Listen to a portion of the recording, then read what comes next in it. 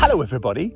So why am I here in the middle of a common, heathland, at sunset in early summer? What's that got to do with music? I am here to hear one of the most wonderful sounds in nature. It's the churring of the nightjar. And what I'm going to do is attempt. I have my parabolic reflector and a Zoom F6 and all kinds of recording equipment here. I'm going to try and record this extraordinary sound and then take it back to the studio. And very much in the style of Cosmo Sheldrake, wonderful man. You should check out his music, and there's a link underneath this. I'm going to try and write a piece of music which complements this astounding sound. Now, I'm not sure I'm going to be able to see these wonderful birds because they only really come out when it gets dark. There's a problem there, isn't there? Anyway, let's see what happens.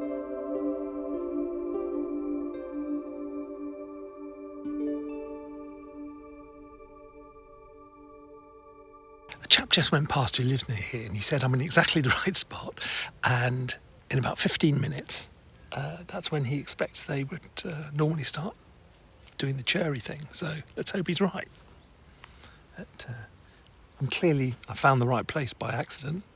Well, accident and design.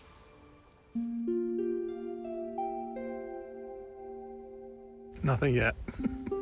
Well, I'm hearing lots of birds. I haven't heard Nightjar yet. The tree pipit over there, and there was stonechat and linnet and a couple of siskins and things like that. It's just lovely here. It's really, really nice. The old sun is not far above the horizon now. Look, it's just getting down. As soon as it drops behind the horizon, we might be in luck. Let's see. So the sun is literally just dropping below the horizon. You can see the whole heathland is starting to fall into not darkness, but dusk. And with any luck, as soon as the light starts to fade, it's relatively calm tonight. So that's a good sign. It's warm and it's calm. So there's plenty of insects in the air. And this is perfect weather and time of year. All we need now is the mystical nightjar. No, nothing yet. Well, as the sun has set, the insects have really come out. I don't know about the nightjar. Why aren't they here eating these insects? Because they're really starting to get on my nerves. Well, I suppose you can't have nightjars without midges and stuff like that, can you? Oh, come on. Show some grit, Guy. It started. Hang on. Listen. I just heard one over there. So they're definitely here. There's a little burst of it. It wasn't very long, but hopefully that means they'll all starting up, and then we'll be able to get one and get a decent recording of one. It's an amazing sound. We've got 2 or 3 of them going now. There's quite a lot of aircraft noise, which is annoying, but yeah, they're really getting into their stride. Can you hear it without?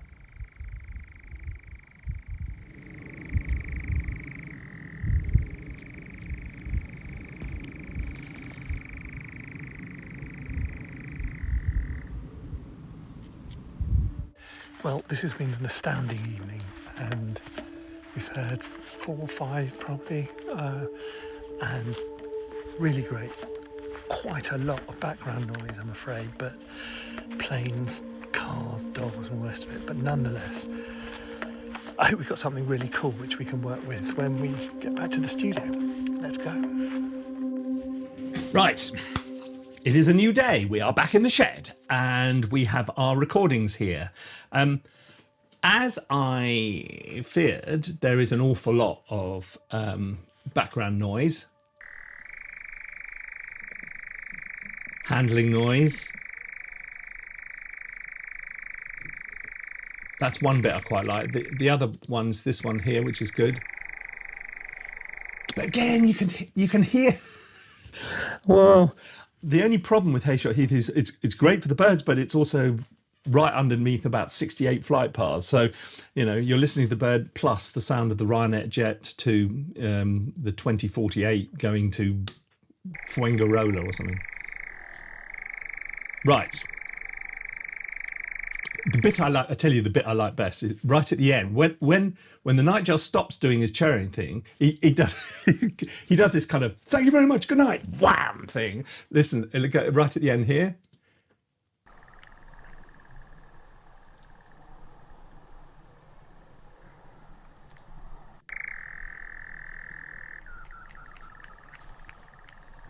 Thank you very much. Thank you very much. Good night. It sounds like something running down. Right. So the solution to this problem is noise reduction software. Isotopes RX has been for many years the go-to solution for things like this. So if I get it up, the way it works, I'm using the spectral denoise one here. So what you do is you play a little bit of the sound which doesn't have your Nightjar in, so it can get used to what the background sound sounds like. Then it learns that, and then it learns to take it out. So here we go, with and without. And turning on the noise reduction. Gone. Now, I've used, look, I'm not an RX expert by any means, and it is quite a steep learning curve with RX, but nonetheless, it's done exactly what I wanted it to do, because for something like this, we want something which is fairly isolated, which is going to be a sound within the composition rather than a soundscape, if you see what I mean. So what I've done is I've taken that and I have bounced it out, and here is our a little bit of Nightjar. I'm going to add a little bit of reverb to it as well, and then we're going to start putting some sound around it.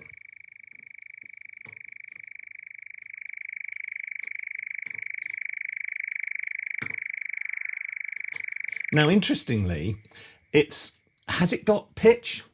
It hasn't really got pitch, because if you look carefully at the waveform in here, it's sort of, look at that. You can see it's the churring, but it's also it sounds to me like it's alternating a bit, so it hasn't got a really defined pitch.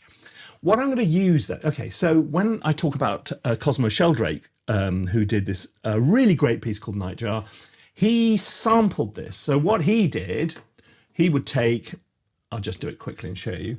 He would take a bit of that, he would create a sampler track like this, and then he'd drag the thing in, like take a bit like that and drag it in. Oh no, hang on, I have to do that. Make it an independent sound. There we go.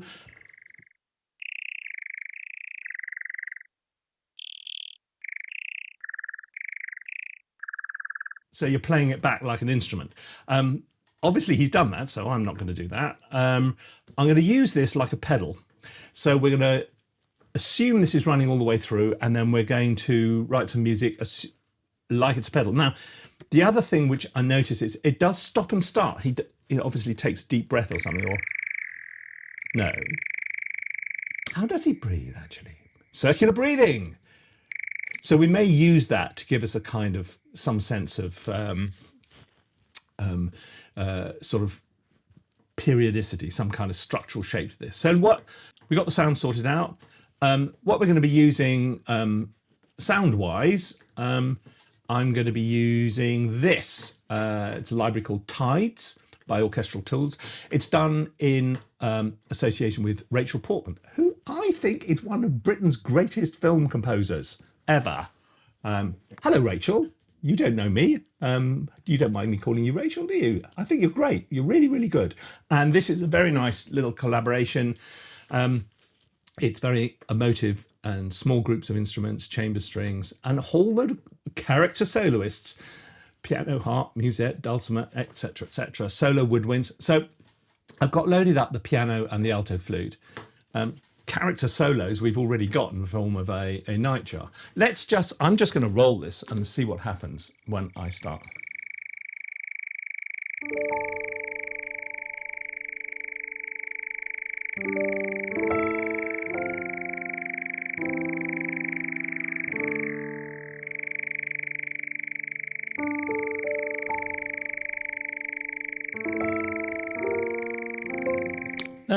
That's not any. That's no good.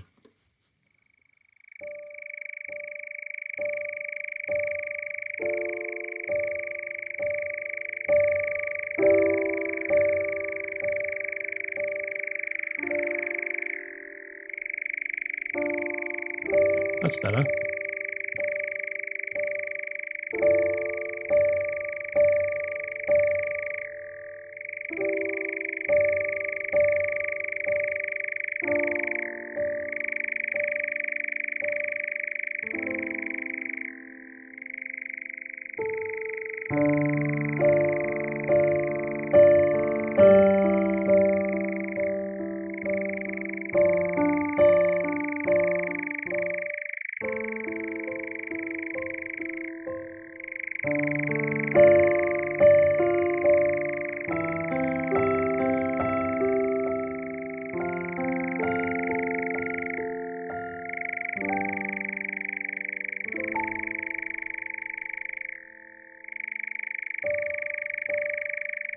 Yeah, this is working up to a point.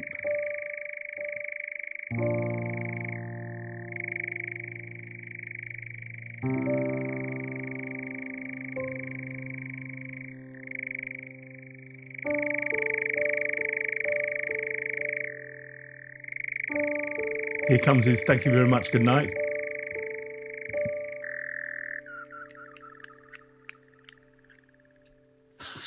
Okay, well, I'm going to weave other stuff around it, but what I was trying to do is something which by itself is perfectly all right, but with the two together, I think the sum of the parts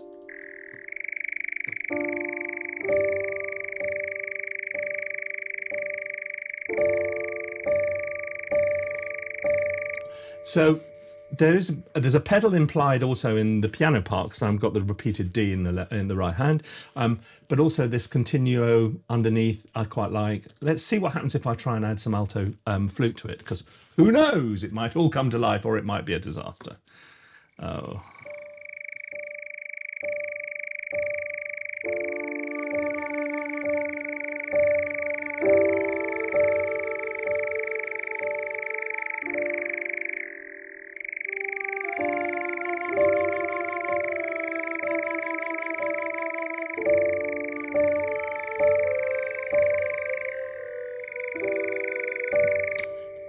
No, it's just wandering around. It's not got any.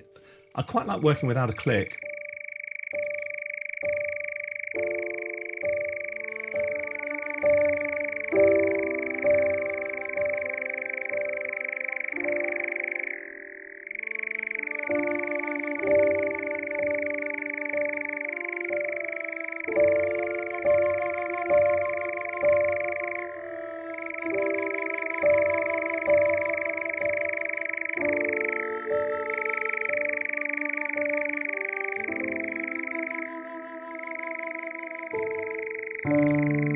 Okay, right, so far so good. Let's add another layer of tides, and we're going to go with I don't think we need another solo woodwind. Character soloists, acoustic guitar, harp. Well, harp is an easy one. It's a bit of a default go-to for me though, and I'm oh, come on, Guy, just go for it. Okay, let's add some black hole to. I'm using black hole reverb from is it Eventide? It's got this kind of endless kind of woo thing, so I just think it might sound quite nice. How's this? Is this working for you? Is this working? It's sort of working a bit for me. I'm not sure it's working 100%, but let's give it a go. Right, so now.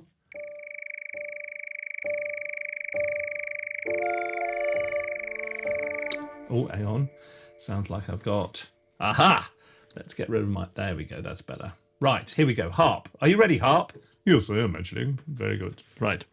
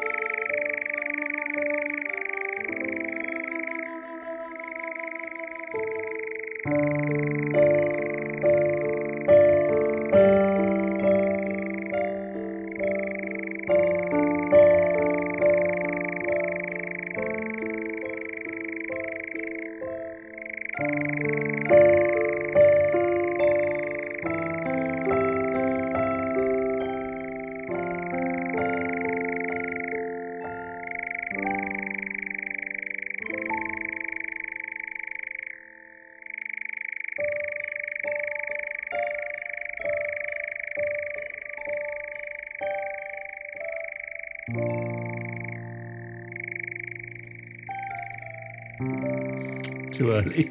But otherwise, it's all right.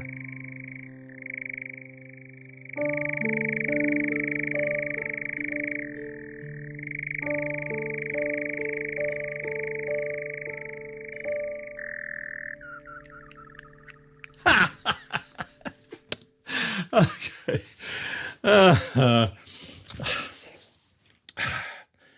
There's a certain music in the sound of the Nightjar that is just lovely all by itself. So what am I trying to do here?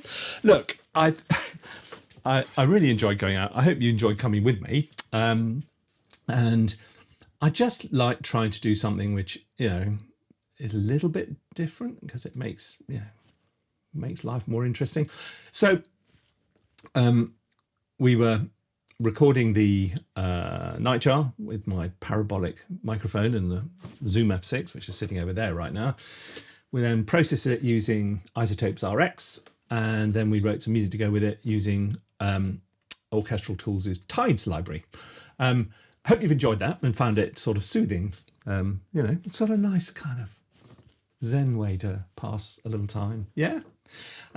If you're interested in all this kind of stuff and how to write music and things like that, we do lots of courses in this kind of thing. So why don't you just check us out? Google ThinkSpace courses, and I'll see you again very soon. Bye-bye.